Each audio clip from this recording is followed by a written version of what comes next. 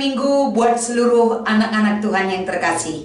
Kita bertemu kembali di channel YouTube kami ini untuk sama-sama mempersiapkan diri agar kita bisa melayani di ibadah KKR, dan adik-adik kita juga boleh kita bawa mengenal Tuhan lebih dalam dan lebih baik lagi, terlebih dari lawatan firman Tuhan yang akan kita sampaikan di hari Minggu ini. Saudaraku, kita akan meminta pertolongan Tuhan di dalam doa kita bersatu.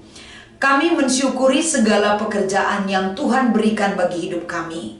Izinkan kami pada saat ini Tuhan memperlengkapi diri kami, mempersiapkan segala persiapan yang boleh kami persiapkan agar di dalam melayani adik-adik kami di ibadah KKR GBKP diberikan hikmat sorgawi yang turun atas diri kami. Di dalam nama Yesus kami mengucap syukur dan berdoa. Haleluya, amin. Saudaraku yang terkasih, kita akan membaca firman Tuhan dari kitab 1 Korintus pasal 12 ayat 12 sampai dengan ayat 27. 1 Korintus pasal 12 ayat 12 sampai dengan ayat 27. Kami akan membacakan firman ini kepada kita sekalian.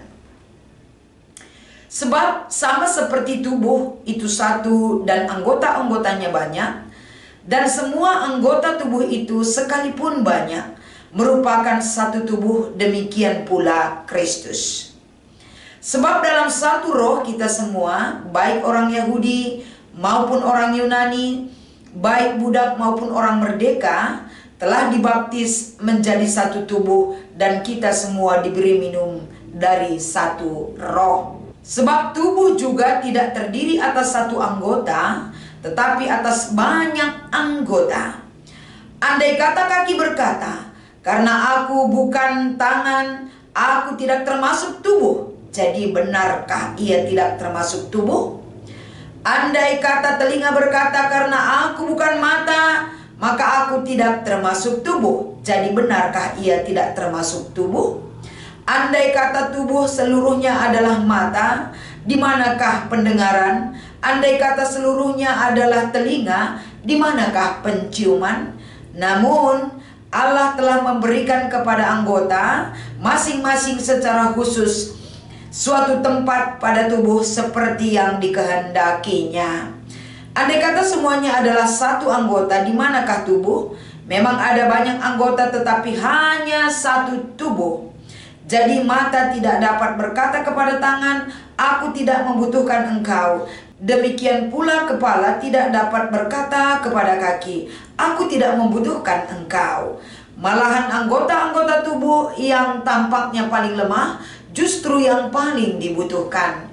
Kepada anggota-anggota tubuh yang menurut pandangan kita kurang terhormat, kita berikan penghormatan khusus. Yang terhadap anggota-anggota kita yang kurang layak diperlihatkan, kita berikan perhatian khusus.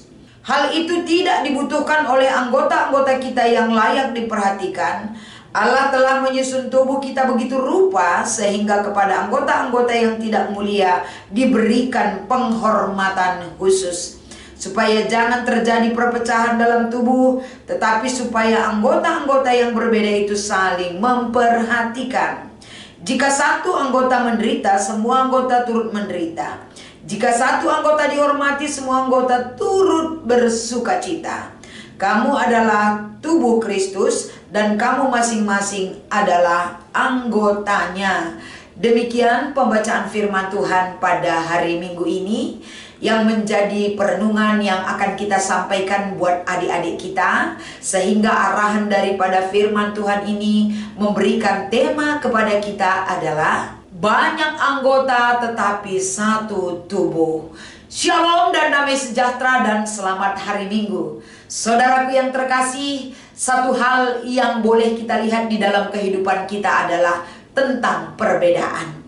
Kemanapun kita pergi, kita selalu bertemu dan berhadapan dengan orang yang berbeda, dengan ekspektasi kita, dengan hobi kita, dengan keinginan kita, dan dengan satu hal yang berbeda dengan apa yang kita mau.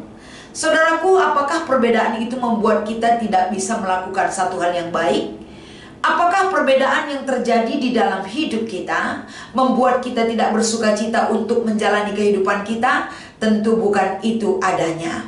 Yang penting yang perlu kita ingat adalah bagaimana tubuh itu merupakan banyak bagian-bagian yang berbeda, tapi bagian-bagian berbeda itu tetap ada dalam satu tubuh tersebut. Dan yang menjadi ayat hafalan di hari Minggu ini adalah 1 Korintus 12 ayat 12.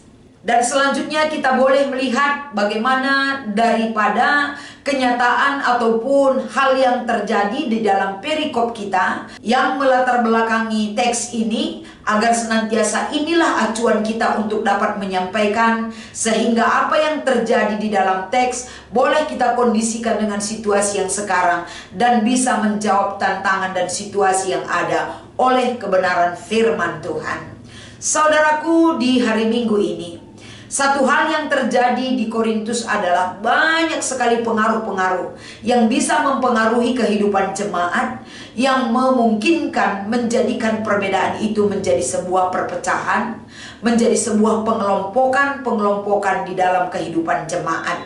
Sehingga perbedaan-perbedaan yang terjadi itu, Paulus tidak memberikan peluang agar jemaat menjadikan perbedaan itu sebagai sarana bagi mereka untuk hidup berkelompok-kelompok. Tapi justru perbedaan yang terjadi di Korintus dengan banyak ajaran-ajaran sesat, begitu juga dengan pengaruh-pengaruh moral yang tidak baik. Tapi Paulus mau mengajarkan jemaat ini menjadi anak-anak Tuhan, menjadi milik Tuhan, menjadi pengikut Tuhan, menjadi cerminan gambaran kepribadian Allah di dalam hidup mereka. Salah satu yang dipakai Paulus adalah memakai analogi tubuh sebagai bentuk pengajaran yang dia sampaikan kepada jemaat Korintus.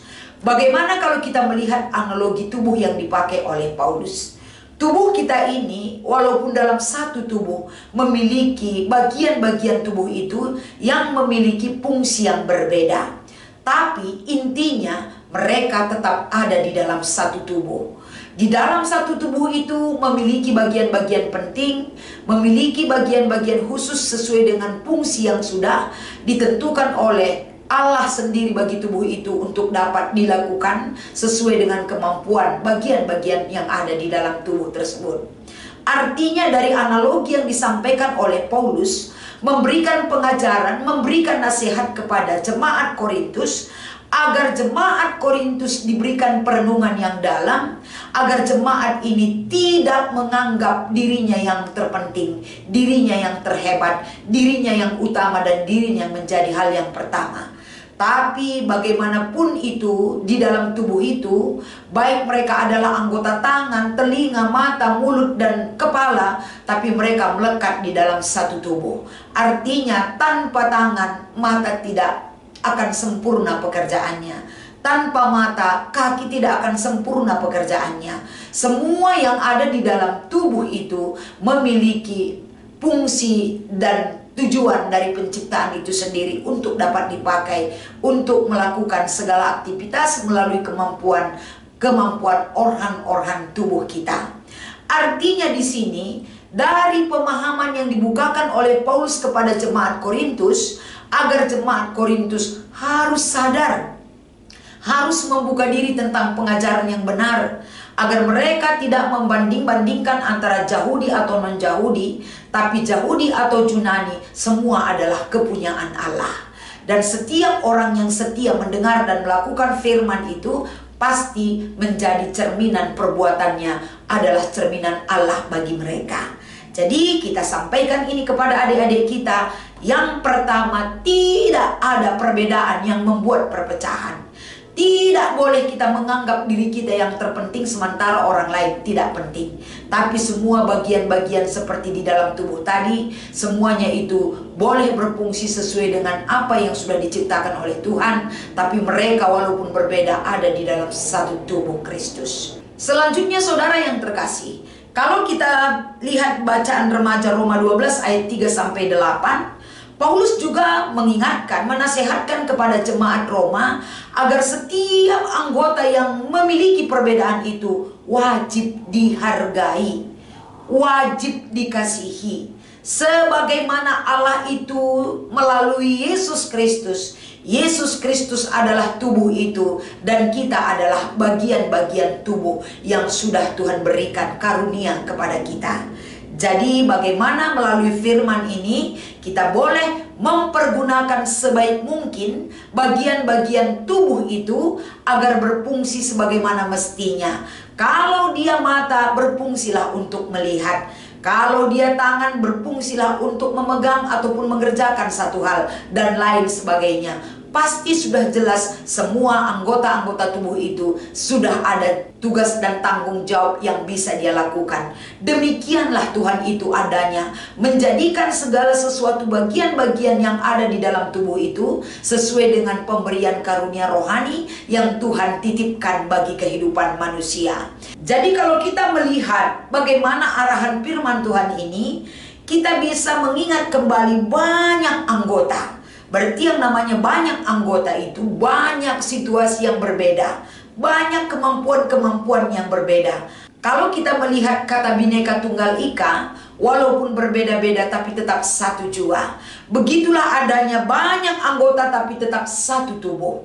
Ini perlu kita garis bawahi. Satu tubuh di dalam Kristus itu menjadikan kita sebagai anak-anak Tuhan cerminan Allah itu sendiri dalam perilaku kita, sikap hidup kita, karena kita dibaptis dalam satu roh dan kita menerima kasih Allah dalam satu oknum, yaitu Yesus Kristus yang mengajar dan menyelamatkan kehidupan kita, agar kita mengerti tentang bagaimana arahan hidup bersama Kristus itu membawa kita bagaimana memahami hidup dan masuk dalam kerajaan Allah sebagaimana misi Kristus yang dia sampaikan kepada dunia ini. Jadi dari firman Tuhan ini kita membawa adik-adik kita refleksikan ke dalam diri kita. Banyak perbedaan yang kita temui. Adik-adik kita bertemu dengan orang-orang yang berbeda, tapi perbedaan itu menjadi sebuah keindahan.